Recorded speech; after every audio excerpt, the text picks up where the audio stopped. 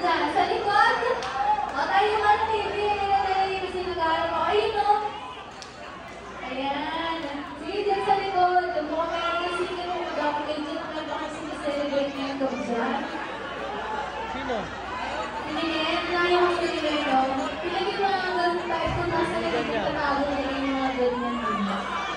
Kaya naka-blue din siya. Pero mas bago nga yan mo. Parang meron naka-video ko ngayon. Ang pinigyan naman yan. Tayo na na-review ko lang yan kasi wala naman yung pinaka-pogo-gated sa baboy. Pero kayo yung celebration ko? Kayo sabi? Yun na. Anong celebration nyo?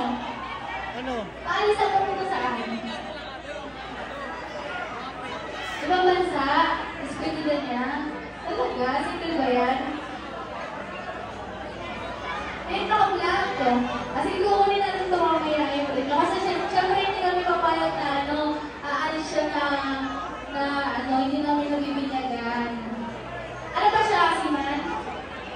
Ano? Siman siya? Sasamba. Wala ka dito, bibig ko ba yun? Diba? Hindi na ako black. Pagaling.